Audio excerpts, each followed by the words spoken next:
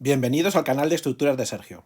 Hoy voy a tratar con todos vosotros el diseño y cálculo de muros de contención de tierra, y más concretamente los muros hormigonados contra el terreno, los muros en forma de L. Vamos a empezar. En la figura se ha querido mostrar el comportamiento del terreno y del agua frente al concepto de tensiones verticales y horizontales. Vamos a empezar con el agua, el más fácil. Si nosotros estudiamos un elemento diferencial, una pequeña porción de agua, a una determinada profundidad z, veremos que por el principio de Pascal, la presión vertical es igual a la presión horizontal medida en ese punto. Y el valor es la densidad del agua a la profundidad a la que estemos estudiando este elemento diferencial. De forma muy elegante, este comportamiento hidrostático del material se representa mediante un tensor de tensiones, donde solo tendremos elementos en su diagonal principal. Y el resto de posiciones alcanzarán el valor 0. El valor de esas tensiones normales en ejes principales tiene el mismo valor y está aquí representado en la parte inferior. El terreno, situado a la derecha, tiene un comportamiento diferente. Si hacemos este mismo estudio y planteamos el equilibrio de presiones sobre este elemento diferencial a una determinada profundidad z, nos damos cuenta que la tensión vertical, de valor la densidad del terreno por esa profundidad que estamos estudiando, tiene que ser igual a la tensión vertical en la parte inferior, pero de sentido contrario. Debido a que el terreno tiene resistencia al corte, es decir, tiene una resistencia tangencial, existe un valor de tensión horizontal llamado sigma h, que no es del mismo valor que la tensión vertical, a diferencia del agua. Se establece entonces una relación lineal entre los dos. Es decir, la tensión horizontal es igual a una determinada variable por la tensión vertical. Esa variable K, esa relación lineal entre esas dos tensiones, recibe el nombre de coeficiente de empuje. Y existen tres tipos de coeficientes de empuje. El coeficiente de empuje al reposo, el coeficiente de empuje activo y el coeficiente de empuje pasivo.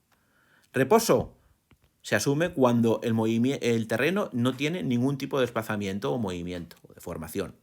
El empuje activo se supone que una vez hecho una excavación y hay una pequeña descompresión, un pequeño desplazamiento, se moviliza el empuje activo del suelo.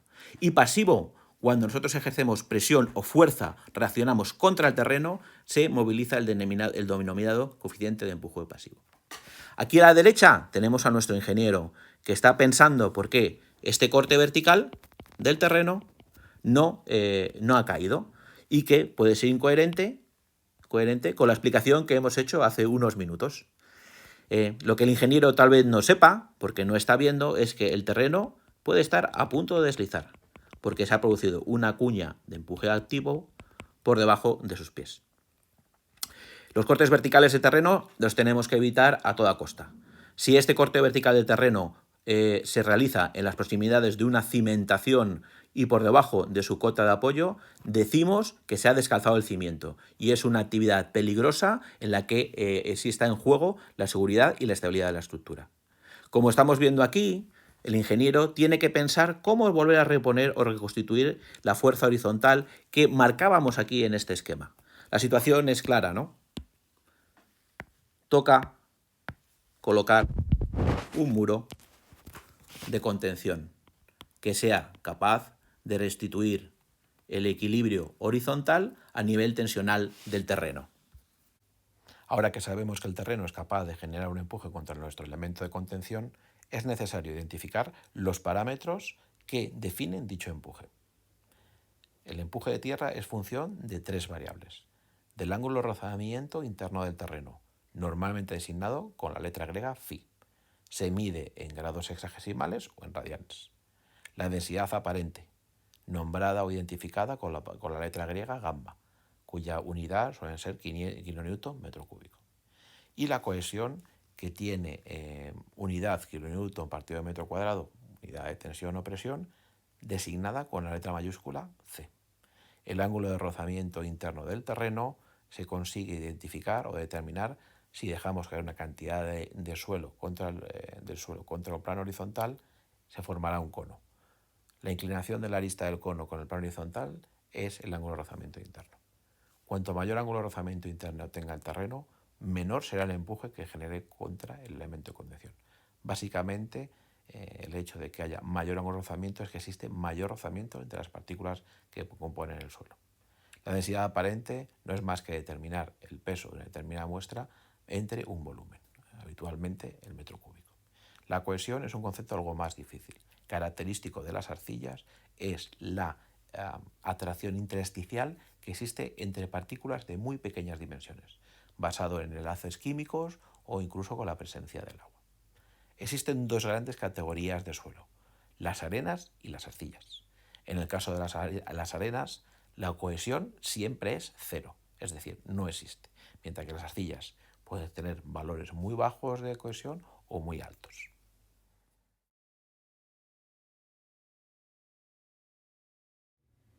Messier Coulomb es el primero en desarrollar el concepto de coeficiente de empuje activo.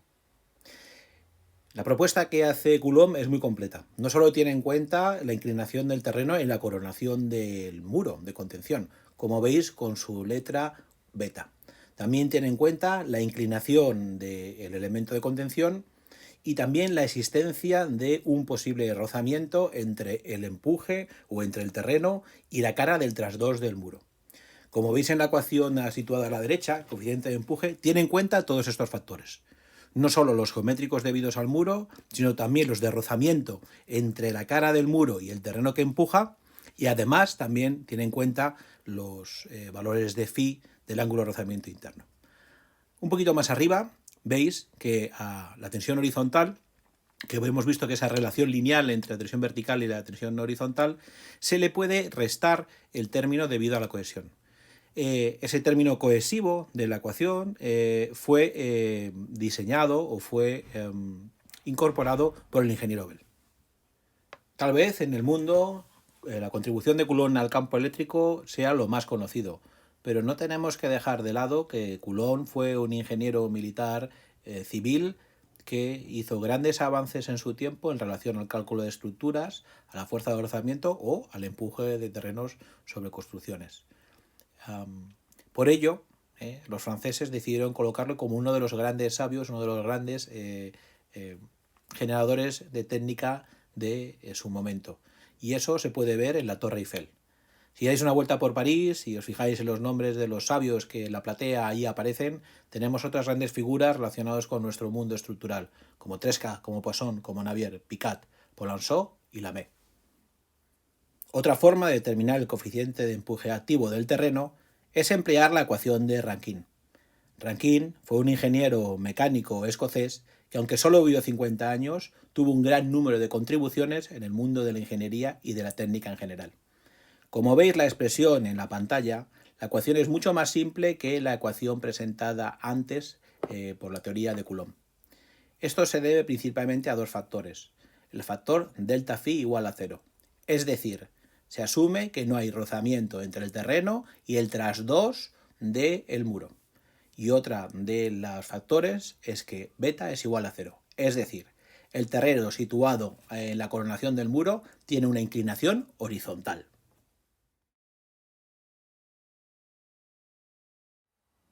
A modo de ejemplo práctico, aquí tenéis la resolución de los empujes que actúan sobre este muro de contención en forma de L.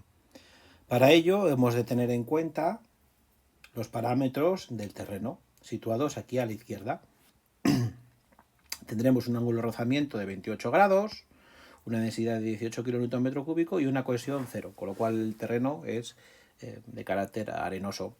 Vamos a tener ahora la coronación característica de los 10 kN/m², valor que solo en normas de puente aparece para tener en cuenta en el cálculo de estribos y que se asume como válido para el cálculo de muros de contención. Lo primero que tenemos que hacer, aquí abajo, determinar el coeficiente de empuje activo, de acuerdo a la teoría de Rankine. La línea de presiones sigue esta ecuación, es decir, a una determinada profundidad z siempre tendremos el coeficiente de empuje activo que multiplica a gamma por z más q. Esa es la presión o la tensión horizontal del terreno medido a la altura que nosotros estemos estimando. A efectos prácticos necesitamos solo la presión en la coronación y la presión en el fondo del muro, ¿vale? Arriba, la presión en la parte superior, como z es igual a 0, solo tendremos el valor aportado por Q, ¿de acuerdo? Y al fondo de la excavación tendremos, por supuesto, el coeficiente de empuje activo, la densidad del terreno, la máxima altura o profundidad del duro y también seguimos teniendo de forma constante la presión de 10 kN.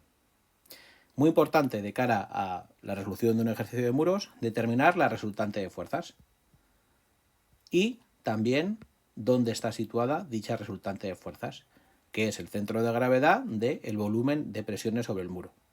Para ello tenemos aquí estas ecuaciones. La resultante, que es la semisuma de las bases de este trapecio multiplicado por la altura, y tenemos también el centro de gravedad de la resultante, medida desde la base del cimiento.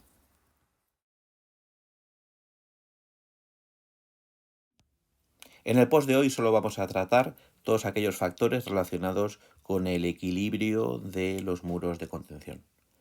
En este caso vamos a enfrentarnos primero con el deslizamiento. Los códigos de diseño y especificaciones de determinados clientes establecen que debe haber un coeficiente de seguridad del deslizamiento habitualmente mayor a 1.5. El coeficiente de seguridad de deslizamiento no es más que la relación de las fuerzas estabilizantes frente a las fuerzas que destabilizan, es decir, la resultante de empuje de tierras. Como fuerzas estabilizantes solo tenemos la fuerza de rozamiento, donde los valores de fuerzas normales son las debidas al peso del muro y al posible relleno que existe sobre la zapata de este, multiplicado por un coeficiente de rozamiento nu, habitualmente tangente de 2/3 de phi, siendo phi el ángulo de rozamiento del terreno situado en contacto con la cara inferior de la zapata. Como veis en el ejercicio de deslizamiento, muchos códigos no nos permiten emplear la acción favorable del empuje pasivo en la puntera del elemento de contención. Por lo tanto, ahí se encuentra uno de los grandes hándicaps y origen de problemas de diseño en muchos de los muros de contención con los que habitualmente tratamos. Para garantizar también el equilibrio del elemento de contención, es necesario tener en cuenta el concepto de vuelco.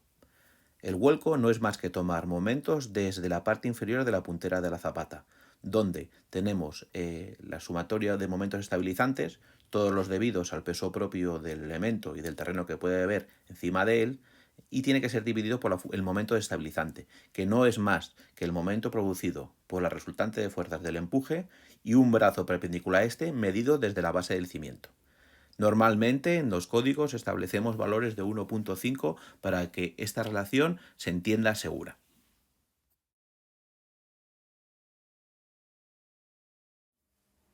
Para terminar el post de hoy, quiero proponeros un reto. El muro en contención en L que aparece en la pantalla es un caso real realizado en una urbanización de Pozuelo aquí en Madrid. Quiero consultaros si creéis que este muro cumple frente a deslizamiento. Para ello, vamos a poner los siguientes parámetros. 18 kN metro cúbico de densidad, un ángulo de rozamiento de 30 grados, una cohesión de valor 0.